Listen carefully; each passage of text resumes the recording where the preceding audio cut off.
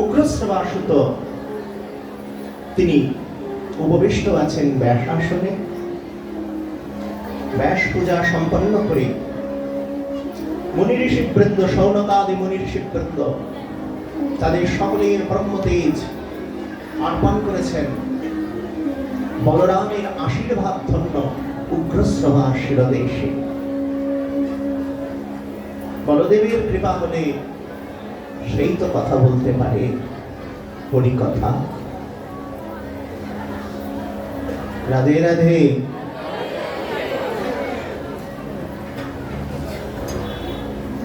বলদেবের কৃপা হলেই তো হয়। কালকে কি বলছিলাম, সহস্র বদনে প্রভু যার গুণ গায়। গুণ গাইতে গেলে, গোবিন্দ গুণগান গাইতে গেলে বলরাম নিত্যানন্দের কৃপা দরকার, শঙ্কর্ষণের আশীর্বাদ দরকার। তাই উগ্রশ্রবা হরিকথা বলতে বসেছেন। শৌনকাদি মুনি ঋষিবৃন্দ প্রশ্ন করছেন,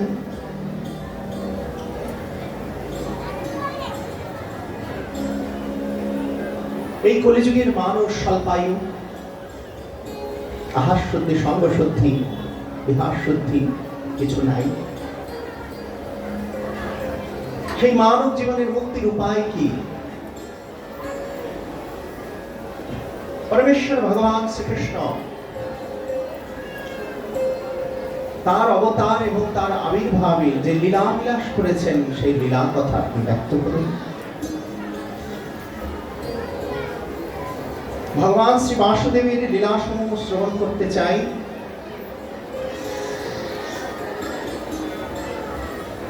যোগেশ্বরের ঈশ্বর কৃষ্ণ তার বিভিন্ন অবতার, মহাবিষ্ণুর সমস্ত অবতারের কথা আমাদের ব্যক্ত করুন। তিনি লীলা অন্তর্ধান করলে সনাতন ধর্ম তার শরণাপন্ন হয়েছিলেন ইত্যাদি কথা আমায় ব্যক্ত করুন। উগ্রশ্রবাসুত বন্দনা করলেন ভগবান বেদব্যাসকে, বন্দনা করলেন নারায়ণকে।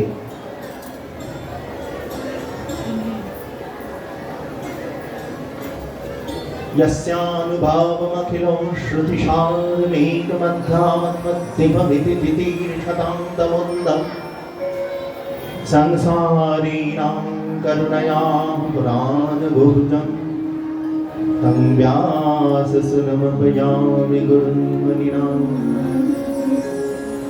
तं वेदशास्त्रपरिनिष्ठितशुद्धबुद्धिं चर्माम्बरम् सूरमुनीन्द्रनुतं कवीन्द्रं कृष्णतृषं कनकपिङ्गजटाकलापं व्यासं नमामि शिरसा तिलकं मुनिनाम्।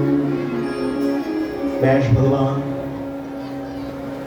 নরনারায়ণ দেবী সরস্বতী বন্দনা করে, গুরুদেব শ্রী শুকদেবকে বন্দনা করে উগ্রশ্রবাসুত ভাগবতীয় কথায় ব্রতী হলেন এবং বললেন সমস্ত কর্মের সার, জ্ঞানের সার, সমস্ত বোধের সার ওই একজনই। ওম নমো ভগবতে বাসুদেবায়।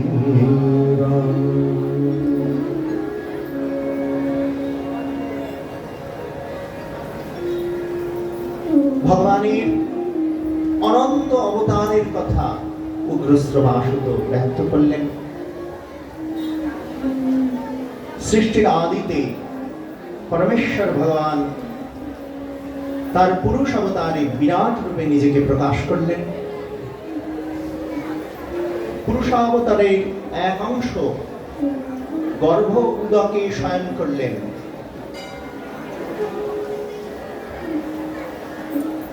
এবং যোগনিদ্রা বিস্তার করলেন।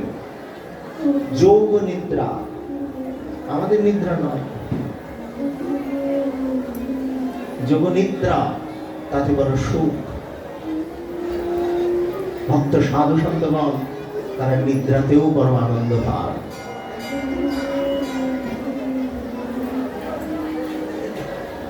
সেই ভগবান মহাবিষ্ণুর নাভি কমল হতে পদ্ম বিকশিত হল, সেই কমলাসনে আবির্ভূত হলেন ভগবান ব্রহ্মা। যোগনিদ্রায় শায়িত সেই পুরুষ এতই নির্বিকার, কোনো কিছুই তার গোচরে থেকেও তার কোনো বিকার আসে না। সমগ্র বিশ্ব ব্রহ্মাণ্ড এই পুরুষের বিরাট স্বরূপে বিরাজিত। এই মহাবিষ্ণুর আকার কেউ জানে না, তার এত বিশাল অবস্থা। বলছেন যোগীরাও ধারণা করতে পারেন না যে এই মহাবিষ্ণু অবতার, এই মহাবিষ্ণু তিনি কত বিশাল। শান্তাকারং ভুজগশয়নম পদ্মনাভং সুরেশম বিশ্বধারং গগনসদৃশম মেঘবর্ণম শুভাঙ্গম লক্ষ্মীকান্तं কমলনয়নম योगिभिर्ध्यानगम्यं वन्दे विष्णुं भवभयहरं सर्वलोकैकनाथम्।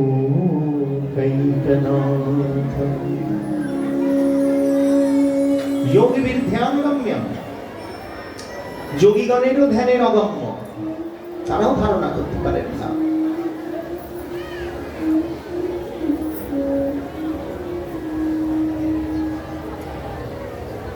এই বিষ্ণু থেকেই জগতের অনন্ত অবতার।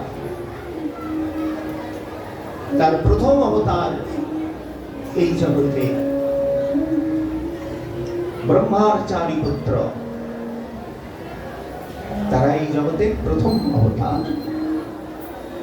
সনক, সনন্দন, সনাতন, সনত কুমার, এনাদের একসাথে বলা হয় ঋষি চতুর্শন। এনারা কৌমার ব্রত অবলম্বন করে ব্রহ্মচর্য পালন করেছিলেন, কঠোর তপস্যা কাকে বলে এনারাই আমাদের শিক্ষা দিয়েছেন। এনারা আদিগুরু, সৃষ্টির আদি থেকে তারা বিচরণ করেছেন বালকভাবে। দেখতে একদম ছোট্ট বালকের মতো, দিগম্বর, দিগম্বর মূরতি। দিগম্বর কাকে বলে? নগ্ন, অঙ্গে কোনো বসন নাই, এত সুন্দর, যাদের দর্শন মাত্রই প্রেম জেগে ওঠে, ভগবত ভাব এসে উপস্থিত হয়, অথচ তারা কঠোর তপস্বী।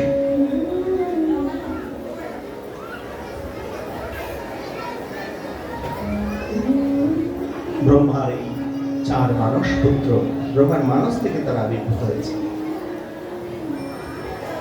বলিয়ে ঋষি চতুর্শন কি জয়। পৃথিবী যখন রসাতলে নিমজ্জিত হলেন, ভগবান তার দ্বিতীয় অবতারে বরাহ রূপে আবির্ভূত হলেন। ভগবানের দ্বিতীয় অবতার বরাহ। তিনি অতি দানব হিরণ্যাক্ষকে বধ করে ধরিত্রীকে উদ্ধার করেছিলেন। বলি বরাহ ভগবান কি জয়। তৃতীয় অবতারে ভগবান নারদ রূপে এলেন। তিনি নিষ্কাম কর্ম, মুক্তির উপায় এবং পঞ্চরাত্রে নারদ ভক্তি সূত্র তিনি ব্যক্ত করলেন, बोलिए नारद भगवान की जय। চতুর্থ অবতারে ধর্মরাজের পত্নী গর্ভে নরনারায়ণ ঋষি রূপে আবির্ভূত হলেন। এনারাই পরবর্তীতে দুই ভাগে বিভক্ত হয়ে একজন কৃষ্ণ আর একজন অর্জুন রূপে এসেছিলেন। बोलिए नर नारायण भगवान की जय।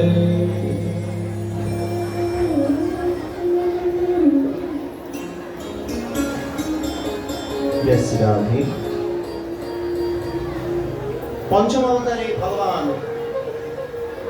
ऋषि कर्तम देवहूति पुत्र रूपे कपिल रूपे তিনি সাংখ্য যোগ শাস্ত্র ভক্তি সূত্র আমাদের ব্যক্ত করে গেলেন।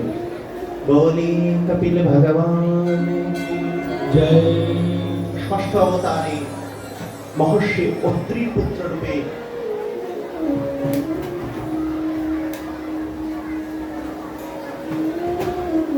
জন্মগ্রহণ করলেন মাতা অনসূয়ার প্রার্থনায় ভগবান দত্তাত্রেয়। তিনি অলর্ক, প্রহ্লাদ ইত্যাদি ভক্তকে জ্ঞান দিয়েছিলেন। তিনি অবধূত। बोलिए दत्तात्रेय भगवान की जय। सप्तम अवतारे भगवान पृथु रूपे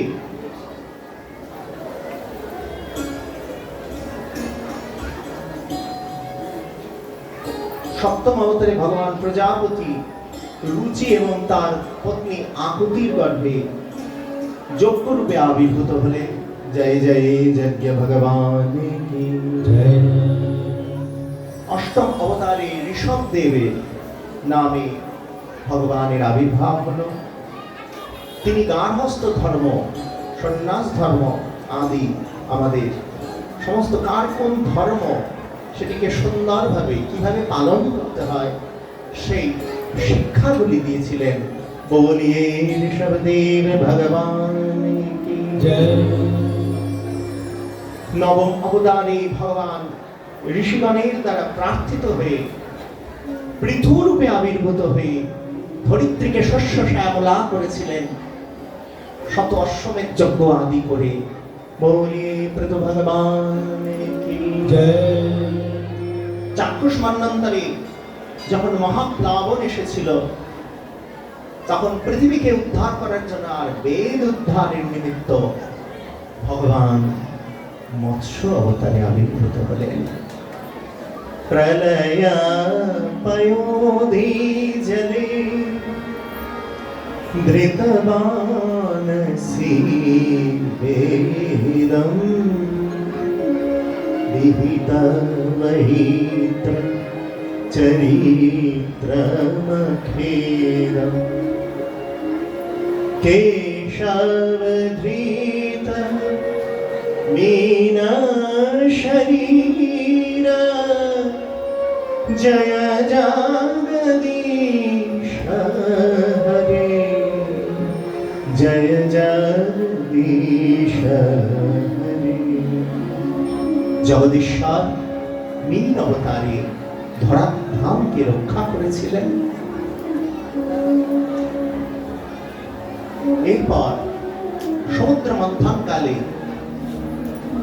মন্দার পর্বতের ভারে যখন ধরিত্রী উদ্বেলিত হলেন তখন ভগবান কুর্ম রূপ ধারণ করে মন্দার পর্বতকে পৃষ্ঠে ধারণ করে ধরিত্রীকে রক্ষা করেছিলেন। ক্ষিতিরতি বিপুলাতরে তিষ্ঠতি তব পৃষ্ঠে ধরণী ধরণ কিল চক্র গরিষ্ঠে কেশবধৃত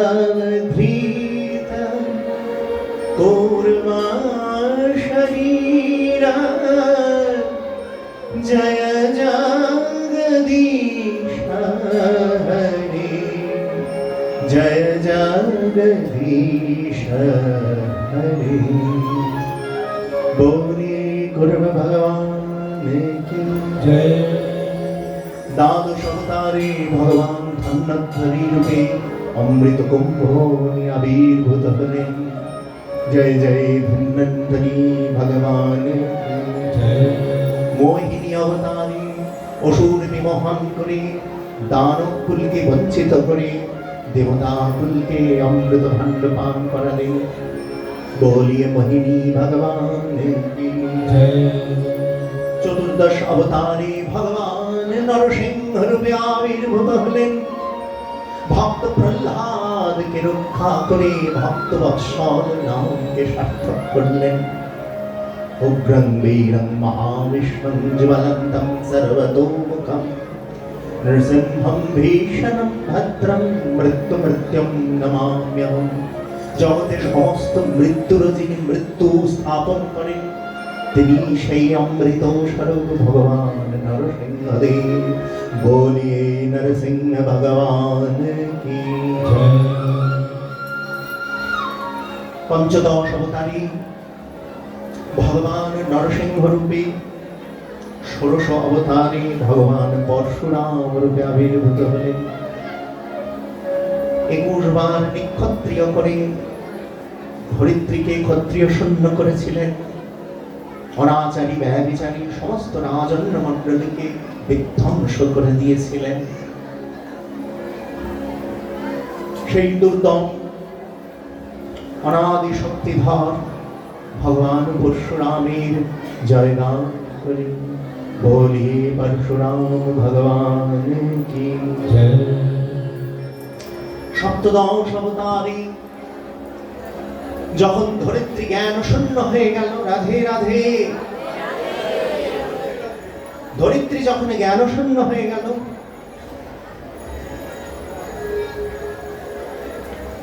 গৌতম ঋষিকে অন্যান্য মুনি ঋষিরা ষড়যন্ত্র করলেন। যারা ব্রাহ্মণ কুল ছিলেন, যারা বেদ ও ধর্মকে নিজেদের শাস্ত্রকে নিজের শস্ত্র পরিণত করেন। আমি গতকাল বলছিলাম যে বৈদিক ক্রিয়া করো, 10খানা গামছা দাও, 12খানা শাড়ি দাও, ধুতি দাও, অত দক্ষিণা দাও, সোনা দাও, গয়না দাও, দাও দাও দাও দাও করতে করতে দাও দাও করে আগুন ধরায় যারা তাদের সাম। বেদ ও ধর্মকে নিজেদের লাভের পূজার জন্য যারা ব্যবহার করতেন, গৌতম ঋষি এতে ব্যথিত হয়েছিলেন এবং তিনি একটি বৈদিক ধর্ম ব্রহ্ম বিদ্যা স্থাপন করেছিলেন। সেখানে সেই সময় দ্রষ্টা হয়েছিলেন। আর সেই সময় ধরিত্রী অনাহারে ভরে গিয়েছিল, দুর্ভিক্ষ হয়েছিল। সমস্ত ব্রাহ্মণ কুল তখন ছুটে এসে গৌতম ঋষির আশ্রয় নিয়েছিলেন। গৌতম ঋষি বলেছিলেন, একটা শর্তেই তোমাদের আমি রাখবো, আমার দেওয়া ব্রহ্মবিদ্যা তোমাকে গ্রহণ করতে হবে। রাধে রাধে। তখন মুনি ঋষিরা, ব্রাহ্মণরা সবাই গৌতম ঋষি শরণাগত হলেন। তার ব্রহ্মবিদ্যা দেখে বললেন, এই ব্রহ্মবিদ্যায় তো আমাদের লাভ নাই কিছু। কিছুদিন পর যখন আর খাওয়ার দাওয়ারের অভাব নাই, দুর্ভিক্ষ নাই, তখন ব্রাহ্মণরা দেখলেন একটা ষড়যন্ত্র করা যাক। একটা ছায়া গাভীকে রেখে তার মাদার রশিখানা বেঁধে ব্রাহ্ম মুহূর্তে যে পথ দিয়ে গৌতম ঋষি স্নানে যাবে সেখানে রেখে দিয়েছেন। সেই ছায়া গাভী, মায়া গাভী, আসলে গাভী নয়, ছায়া অনুকল্প, সেই গাভীর রশিটি ডিঙিয়ে চলে গেলেন। শাস্ত্রে বলা হয়, গাভীকে বাঁধার রশি তাকে ডিঙিয়ে গেলে গোহত্যার পাপ হয়। চলে গেছেন যখন, তখন সকলে রটিয়ে দিলেন যে গৌতম ঋষি গোহত্যার পাপ করেছে। তখন সবাই তাকে বর্জন করলেন। এই সুযোগে সবাই ছেড়ে চলে গেলেন, যার যার আবার কাজকর্ম শুরু করলেন। গৌতম ঋষি দেখলেন বিনা অপরাধে তাকে প্রায়শ্চিত্ত করতে হলো। প্রায়শ্চিত্ত কি? ব্রাহ্মণের প্রায়শ্চিত্ত কি? মণ্ডিত হতে হবে মস্তক, শিখা সূত্র বর্জন করে তাকে প্রায়শ্চিত্ত করতে হবে। রাধে রাধে, এর থেকে আর প্রায়শ্চিত্ত কিছু নাই। এত অপমান সহ্য করতে না পেরে গৌতম ঋষি ক্রুদ্ধ হলেন। তিনি কুশাবর্ত ঘাট, যেটি এখন মহারাষ্ট্রে পড়ছে, ভারতবর্ষের মহারাষ্ট্রে নাসিক, সেখানে কুশাবর্ত ঘাটে তিনি স্নান করে প্রায়শ্চিত্ত করে হুঙ্কার দিয়ে অভিশাপ দিলেন, সারা ধরিত্রী, সারা জগৎ জ্ঞান শূন্য হয়ে যায়। এই আমার অভিশাপ, এই অভিশাপ শিবলোক পর্যন্ত গিয়ে উপস্থিত হবে। গৌতম ঋষির এই অভিশাপে সারা জগৎ জ্ঞান শূন্য হয়ে গিয়েছিল। আর তখন ভগবানই নিজে, ভগবান বেদব্যাস রূপে আবির্ভূত হলেন। জয় জয় ভগবান কৃষ্ণ দ্বৈপায়ন বেদব্যাস কি জয়। অষ্টাদশ অবতারে ভগবান শ্রীরামচন্দ্র রূপে আবির্ভূত হয়ে দেবগণের অভিষ্ট সিদ্ধি করলেন, দেবতাদের অভিষ্ট সিদ্ধি করলেন, মুনিগণের প্রতিপালন করলেন, ধর্ম স্থাপন করলেন। ঊনবিংশ অবতারে ভগবান বলরাম এসে উপস্থিত হলেন। আর তারপরে ভগবান কৃষ্ণ যদুবংশে আবির্ভূত হলেন। জয় জয় রামচন্দ্র ভগবান কি জয়। জয় জয় বলরাম ভগবান কি জয়। জয় জয় কৃষ্ণ গোবিন্দ ভগবান কি জয়। কলিযুগের প্রারম্ভে ভগবান ভগবদ্দেশী নাস্তিকগণকে সম্মোহিত করার জন্য রাধে রাধে বুদ্ধ রূপে আবির্ভূত হলেন। নাস্তিকরা তারা সম্মোহিত হয়েছেন বুদ্ধ ভগবানের কৃপায়। জয় জয় বুদ্ধ ভগবান কি জয়। দ্বাবিংশ অবতারে যুগসন্ধিকালে কলিযুগের অন্তে নৃপতিগণ যখন অনাচারী দস্যু উৎপত্তি করবেন, তখন ভগবান কল্কি রূপে আবির্ভূত হবেন। এটি আমাদের শাস্ত্রের কথা। কিন্তু এর মধ্যে একটি কথা বলছেন কি, এনারা সবাই অবতার, কেউ সত্তাবেশ অবতার, কেউ গুণাবতার, কেউ লীলাবতার, কেউ আবেশ অবতার। কিন্তু ওই দুই জনের মধ্যে যিনি কৃষ্ণ, তিনি কে? এতে চাংশ কলাংশ কৃষ্ণস্তু ভগবান স্বয়ং ইন্দ্রারি ব্যাকুলং লোকং মৃড়য়ন্তি যুগে যুগে। এতে চাংশ কলাংশ কৃষ্ণস্তু ভগবান স্বয়ং। এই কৃষ্ণ সেই কৃষ্ণ যে কৃষ্ণর কথা ব্রহ্ম সংহিতায় ব্যক্ত করা হয়েছে। ঈশ্বরঃ পরম কৃষ্ণ সচ্চিদানন্দ বিগ্রহ অনাদিরাদির গোবিন্দ সর্বকারণ কারণ। জগতে যত আদি আছে তার অনাদি যিনি, তিনি কৃষ্ণ। যত কারণ আছে, এক একজন এক এক কারণে কিন্তু এখানে কর্ম করছেন। আপনারা এসেছেন কেন? সঙ্গে সঙ্গে তার আগের কারণটা বলবেন। আপনারা হইচই করছেন কেন? তারও একটা কারণ আছে। আপনারা চলে যাচ্ছেন কেন সামান্য হরিকথা শুনে? তারও একটা কারণ আছে। অকারণ কিছু হয় না, অকারণটাও যে কারণ। মাটির কারণ জল, জলের কারণ অগ্নি, অগ্নির কারণ বায়ু, বায়ুর কারণ আকাশ, আকাশের কারণ অহংকার তত্ত্ব, অহংকার তত্ত্বের কারণ মহৎ তত্ত্ব, মহৎ তত্ত্বের কারণ প্রকৃতি তত্ত্ব, প্রকৃতি তত্ত্বের কারণ চারণার নকশাই বিষ্ণুরিক্ষণ, তার কারণ বৈকুণ্ঠনাথ কায়পুহ, তার কারণ সংকর্ষণ দ্বিতীয় কায়পুহ, তার কারণ বাসুদেব, তার কারণ গোলকাধীশ গোবিন্দ, তার আর কারণ জানি না। অনাদিরাদির গোবিন্দ সর্বকারণ কারণ, সমস্ত কারণের কারণ ওই গোবিন্দ কৃষ্ণ কুঞ্জ বিহারী লাল। জয় রাধে, জয় রাধে, রাধে রাধে। এইভাবে ভগবানের অনন্ত অবতারের কথার মধ্যে বিংশ অবতারের কথা, একবিংশ অবতারের কথা ব্যক্ত করলেন। এদিকে ভগবান বেদব্যাস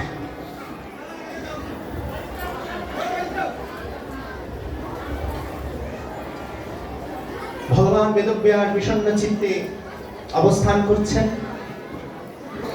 আর মনে মনে ভাবছেন যে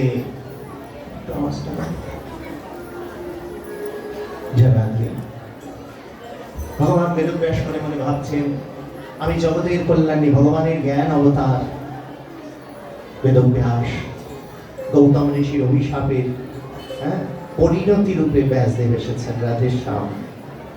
মানে ঋষিরা অভিশাপ দিলেও কিন্তু আমাদের মঙ্গলই হয় রাধেশ্যাম। সাধু বৈষ্ণব এরা যদি অভিশাপও দেয়, মনে রাখবেন এটা আশীর্বাদ রাধেশ্যাম। আর যদি সাধু বৈষ্ণবগণ মৌন হয়ে যায় কষ্ট পেয়ে, তাহলে মনে রাখবে তোমার সর্বনাশ একেবারে অবধারিত। সাধু গালাগালি দিক ভালো, নিতাই চাঁদ তো খালি গালাগালি দিত, তো সব চলে যাবে, তোর কিচ্ছু থাকবে না, নে এক লাথি দিক। এটা হলো নিত্যানন্দ প্রভু, বুকের মধ্যে গিয়ে ছুটে গিয়ে লাথি, আর সে লাথি পেয়ে ভক্ত গদগদ চিত্তে ঘোরা করে যাচ্ছে অষ্টসাত্ত্বিক ভাবে। এটাই হলো প্রেম। আর নিতাইয়ের সঙ্গ যারা করেছেন এই দ্বাদশ গোপালগণ, এনারাও তাই। শ্রীনিবাস আচার্যকে চাবুক মেরেছে, আর শ্রীনিবাসের এক চাবুকের গায়ে ভাব এসে গেছে। ও বোঝার উপায় নেই আমাদের, ওনারা যে কোন জায়গায় আছে, কোন অবস্থায় আছে।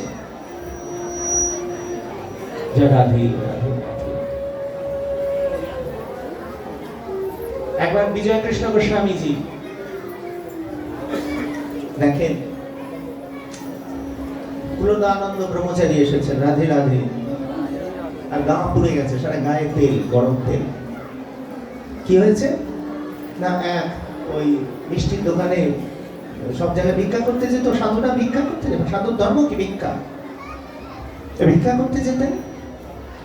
আর ওই মিষ্টির দোকানের লোক বলতো, এই ঘাট্টা ঘাট্টা আছিস, কাজ করিস না। জরাধি কোনোদিন ভিক্ষা দিত না, আর প্রতিদিন তার দোকানে গিয়ে ভাত পাত কুলদানন্দ ব্রহ্মচারী। একদিন রেগে গিয়ে ওই দোকানের মালিক কি করেছে জানেন, ওই তেলে ভাজা ভাজা হচ্ছিল, মিষ্টির দোকানে যেমন কচুরি ভাজে, সেখান থেকে পুরি ভাজে না, সেখান থেকে গরম তেল নিয়ে ওই সাধুর গায়ে ছিটিয়ে দিয়েছে। কুলদানন্দ ব্রহ্মচারী একটা আওয়াজ না করে ওখান থেকে চলে গেলেন, রাধে রাধে, কিছু বললেন না। বিজয় কৃষ্ণ গোস্বামী গোসাইজি বললেন, কিরে তুই ওকে কিছু বললি না? কুলদানন্দ ব্রহ্মচারী বললেন, না গুরুদেব, কিছু বলিনি, সর্বনাশ, শিগগিরই চল। কুলদানন্দ ব্রহ্মচারীকে নিয়ে ছুটে গেছে, গিয়ে দেখে ততক্ষণে কাজ হয়ে গেছে, সারা দোকান দাও দাও করে জ্বলছে, আর ওই গরম কড়াইয়ের মধ্যে ওই বাচ্চাটা গিয়ে আবার পড়ে গেছে। এমন কর্ম করেছেন, সাধু যদি মৌন হয়ে যায়, মনে রাখবেন সর্বনাশের মাথায় বাড়ি। আর সাধু যদি কিছু গালাগালি দিয়ে দেয়, সাধু যদি একটু বকাবকি করে দেয়, একটু অভিশাপও দিয়ে দেয়, তাও ভালো। নলকুমার আর মণিগ্রীবকে অভিশাপ দিয়েছিলেন দেবর্ষী নারদ, আর তারা জমলার্জুন রূপে গোপালের কৃপা পেয়েছিলেন। কবিরাত্মজৌ বদ্ধমূর্তৈব যদ্বত্তয়ামোচিত ভক্তিভাজৌ কৃতৌ চ তথা প্রেম ভক্তিং স্বকাম মে প্রযচ্ছ মোক্ষে গ্রহমেস্তি দামোদরেহ নমস্তে সুদাম্নে সুরদ্দীপ্তি ধামনে ত্বদীয়োদরায় বিশ্বস্য ধামনে নমো রাধিকাयै ত্বদীয় প্রিয়াयै নমো অনন্ত লীলায় দেবায় তুভ্যং। রাধে রাধে। মনে রাখবেন, ভগবান বেদব্যাস এসেছেন গৌতম ঋষির অভিশাপে, কিন্তু এসে যে আমাদের কৃতার্থ করে ভগবান ভাগবত দিয়ে গেছেন।